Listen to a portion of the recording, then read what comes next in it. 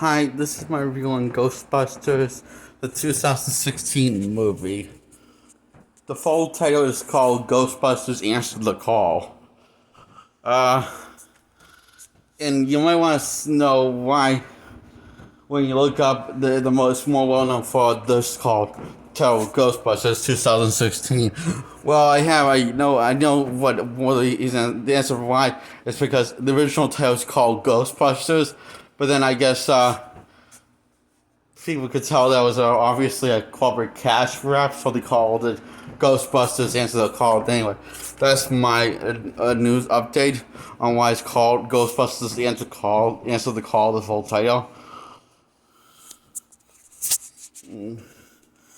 But just that scheme didn't sort of backfire on it because I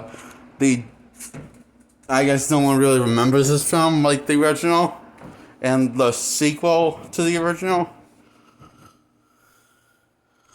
In fact, this might be the least popular Ghostbusters in pop culture, as to my knowledge, anyway. I can't say for a fact, so because I haven't Googled it, okay? And I hear it wasn't as critically a success, or I hear it wasn't as critically successful or financially a success as the first two Ghostbusters film from the original franchise. And I hear this was a failed attempt at making a new franchise. And I guess all of the female cast hate the people for not seeing the film. So, it's not their film fault that their film was a mediocre piece of garbage. Okay, yeah, that makes it sound like I'm going to hate this film, but I don't. I personally enjoy this film. It gives me less of a headache, the plot, than the first one, but it's not my favorite Ghostbusters film. That belongs to Ghostbusters 2 from the original franchise, starring Bill Murray and the original cast.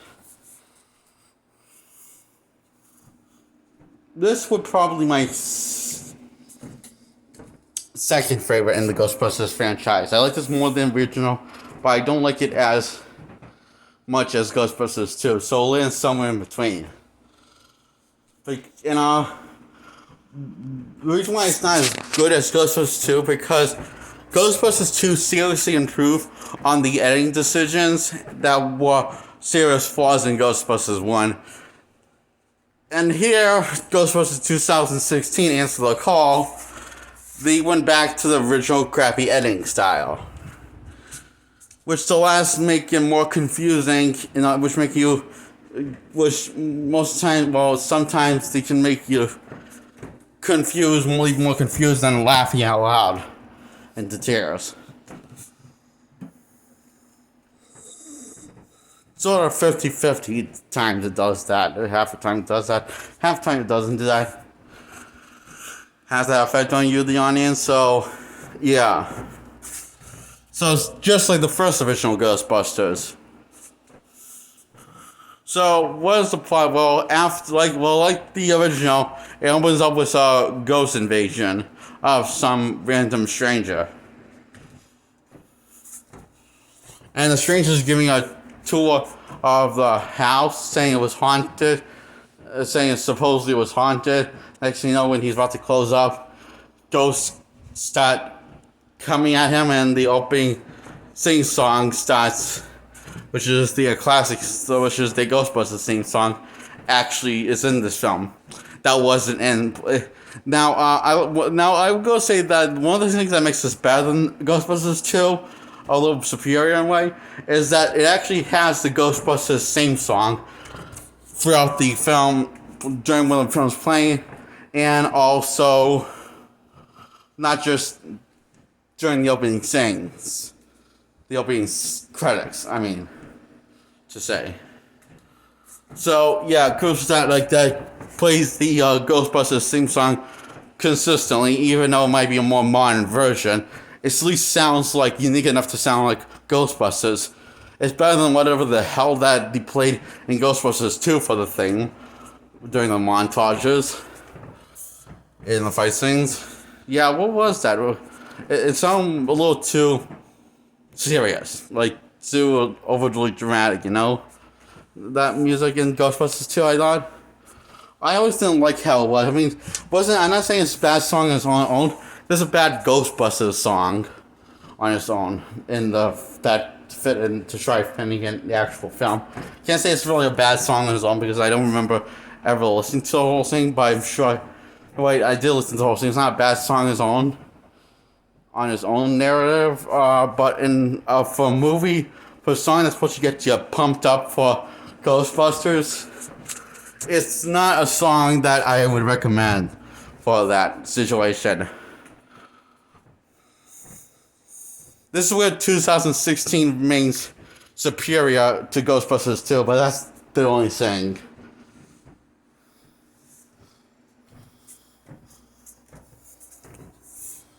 And personally, I kind of like the effects, the practical and CGI effects for this modern take on Ghostbusters. I really enjoyed it. It was. I personally think, not peacefully, I'm going to say personally think, that fits in with this very colorful, exaggerated, cartoonish world that they made. Because this doesn't clearly take place in the real world. It takes more in a more fantasy land than the original two. So, once you know that in a more cartoonish, exaggerated reality. So, the cartoonish / realistic, somewhere between cartoons and realistic, ghost designs kind of work in that realm, and that's once you realize that. So the plot is, let's continue the story. So after the ghost scare the shit out of this guy, and the opening titles comes up, Ghostbusters, answer the call. Comes up and the theme song starts playing. Dun dun dun dun. And then we cut to this chick that was in Bridesmaid, which she's in Wonder Woman 1984, and she plays Cheetah. I don't know what her name is, the actress name, but she plays a teacher, boring, typical, everyday teacher, who used to be into this ghost hunting shit with her best friend Melissa McCarthy. And this new chick who is blonde with short hair and glasses. Which I forget what her name is, but she's funny in this also. She's, well, funny-ish, but she's not the funniest. The funniest, I think, is Chris Evans. I mean, Hemsworth. I get them mixed up. You know, Thor, the God of Thunder. He is absolutely the funniest thing in this film, I thought. Because every time when he's on screen, I actually just, burst out laughing almost every time he's on screen. Except during the dance, except when the Ghostbusters dance, because he just looks like he's being bothered on set. And starting to realize that this isn't entirely the best Ghostbusters film in every way. He almost knows that this script isn't that great. At least that's what he has of action. He has this look on and says, "Oh my God, this is going to be the end of my Thor career." Well, it wasn't, buddy. Oh, that's funny. But thinking about that, probably what he was thinking. I don't know. That's what he was. I don't know what anyone else was. I don't know if he was saying that specifically. But that's what he looks like. He was getting ready. Anyway, they hire him as a secretary, the new Ghostbusters, which is Melissa McCarthy, the blonde chick, and the teacher who gets fired from her job, once her best friend, and Watson. Oh, Watson is the blonde chick's name. Watson and her best friend, Melissa McCarthy, uploaded the video, her reaction to and confessing that she saw a ghost and acting like a complete lunatic.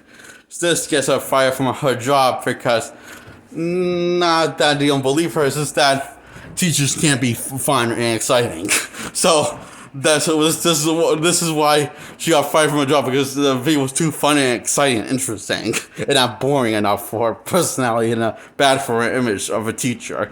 So she gets fired and packs up her stuff and tries to find a different job and ends up working with her best friend and Watson, who bring along this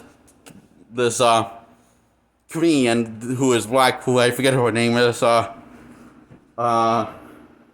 after running into her at the subway, and them running into a ghost. So she decides to tag along, and they agree to make her a Ghostbuster. So when they now all they need is a secretary, and they hire Chris Hemsworth because he's hot and dumb. That's exactly the reason why they can't hire, because he's really hot, but they find him attractive, and all the girls find him as a hunk, even though he doesn't really have that much brains at all. But he is funny. Yeah. So I'm glad that he's the main character in this, because he is absolutely right in this. Because he does a good job playing the dumb guy that has no brains.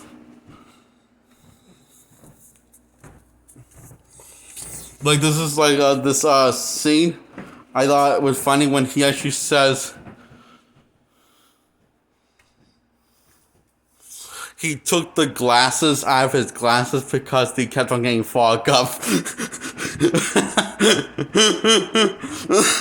So basically, he can see shit. And that's just the two of it. But what else? What are the funny things he say? But I don't want to go into too much of the jokes up, as I want to tell you a bit about the plot.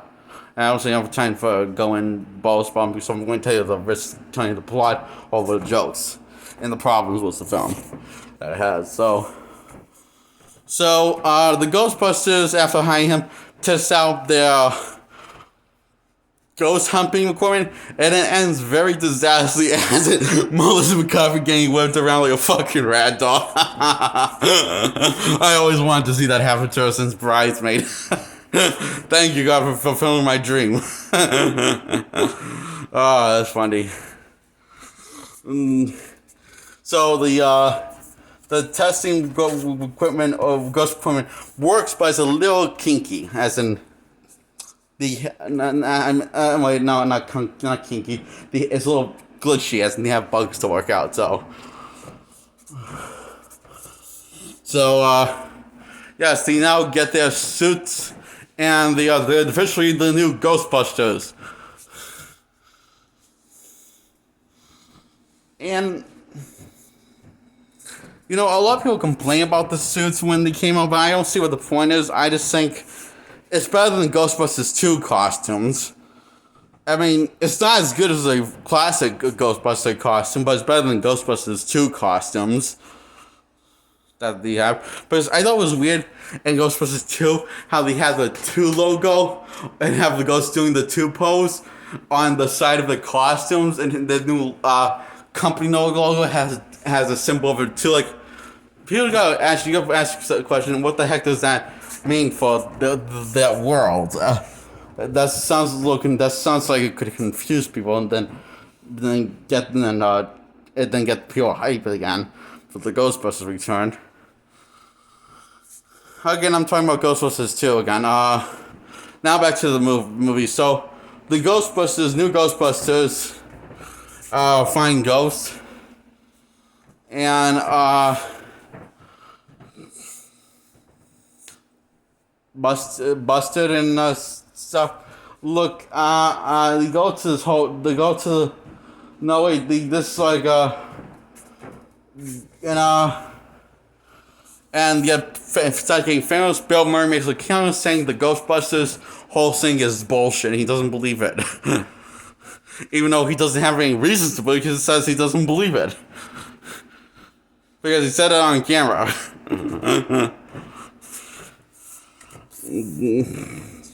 So they invite Bill Murray to their Ghostbusters place, and our main girl who used to be in Bridesmaid, not Melissa McCarthy, the skinny bitch, who, the one with a mullet. Not a mullet, with bangs in this. She has bangs in this. So, yeah. She, decides to prove Murray wrong by showing him a ghost, and the ghost ends up killing him and throwing him out the window into the air. And he lands on the streets. It's quite funny, actually. I thought it was funny when Bill Murray got murdered. The whole tying the build-up and the payoff was just absolutely solid, you know? They get away with murder by getting their program of the Ghostbusters shut down. Not because they don't believe them and they don't think they're doing a good job, but because it's too interesting for the public. And the public would panic and stuff, blah blah blah. That's their excuse. Kind of stupid. I know it's giving you a headache too. That the whole part of the story, right? It's giving me a headache too, right? So the Ghostbusters come out of retirement very briefly and get back together very briefly after splitting up very briefly and take down the big bad guy. No, wait, that's a different Ghostbusters movie. The Ghostbusters split up. They were packing up their stuff, all their stuff after the program got shut down, the company got shut down, the Ghostbusters company got shut down, and Melissa Coffee starts getting possessed by the guy that some guy that died out of shit luck. There's shit luck for the guy, and he's a little underdeveloped. Which is a shame because he's played by a good actor who can be funny. But they don't give him barely any screen time to be funny or quirky or silly or anything, blah blah blah. So then the black lady Ghostbuster beats the shit out of Melissa McCarthy's character and say, "The power of pain compels you, bitch!" It slaps in the face, and that works. And now Chris Hemsworth wants to be a Ghostbuster, but they say no, and he's just, "Oh, come on, I could be a Ghostbuster too." And then he gets possessed by the ghost, and then all mayhem breaks loose. And the world gates of hell opening shit, and it's up to the Ghostbusters to stop the madness. And we don't know what ghosts. We don't know the name of the ghost. That was really weird to me, I thought. But anyway, when he's in this, we don't even know the the guy that died, his name. We did, it's very brief. We do know his name, but it's very brief not enough for it to sink in my brain. Like Larry or Jerry, something like that.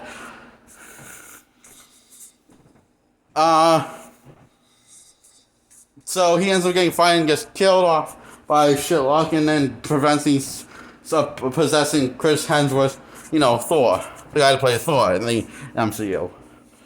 So,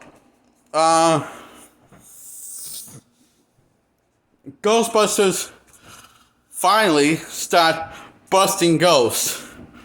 And it is awesome. I wish I could describe it. I'm lost for words of how awesome it is. But this is part when this Watson is like just punching the ghost with some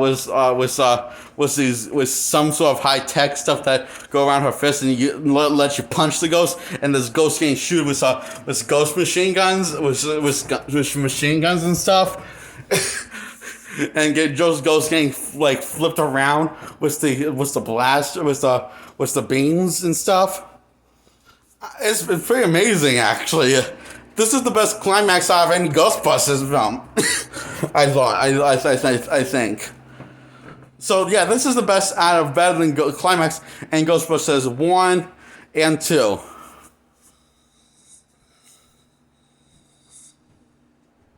And this is where part that was very quickly edited. I thought it was a part when it looks like Chris Hemsworth in the crowd. He presents the crowd and the police and everyone, all the citizens, to start doing disco dances, but it's quickly cut away. They just do this pose, and it looks like they're going about to start doing the disco dances, and turns out that's exactly what happened. That was cut very, very brief. It was in the trailer, and it's in the end credits. Which is weird, because I always found it weird, because why do you edit that part? Because I found that part very funny on the trailer, and it's very funny in the end credits, I thought. So,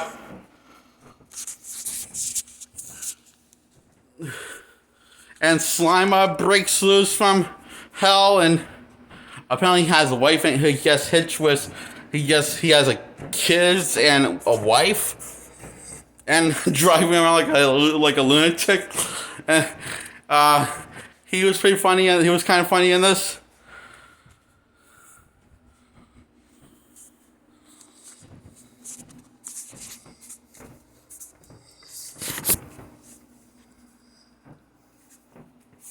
That's another thing I've seen the funniest that Slimer has ever been in since the first two this is the funniest that Slimer has ever that they ever used Slimer since the first two Ghostbusters film. Personally, I know he was funnier in two than in one, but he's even funnier than this. So that's another thing that's superior. That makes this really cool. And yeah, the climax is very cool. And then Melissa Coffee and the other girl from Bridesmaid gets sucked into hell of portal, and they get stuck into hell portal. They're getting stuck into hell portal together. It's because her best friend won't let her go, Melissa Coffee go, because at some point she felt like she abandoned her. I guess this happened years ago, but it happens. It's Sunny in the film when this character gets advanced, so it's not as emotional as you want it to be. And the other Ghostbusters save both of their asses, and now they have white hair. Okay, and then they live happily ever after, and drink their victory away. But before they drink a victory, Watson makes a toast to her new family, the Ghostbusters, and says she didn't really have a family growing up. Now, that was more emotional than the other scene, and it felt very earned. Well, it could have been executed better, but it felt earned compared to the other emotional scene. So they pick up readings on this ghost monitor, and they found out there's a ghost out there that's called Gozer. Yeah, it's Gozer from the first Ghostbusters movie. They ended on that note, a cliffhanger. I don't know if there's going to be a follow-up to this movie, but I wouldn't mind. But I'm not begging for it, okay? Overall, again, it's a 5 out of 10. It's pretty average. Like, it's as good as the first one average. Kind of confusing when you look at the plot, when you analyze the plot. But it's fun to watch. Yeah, so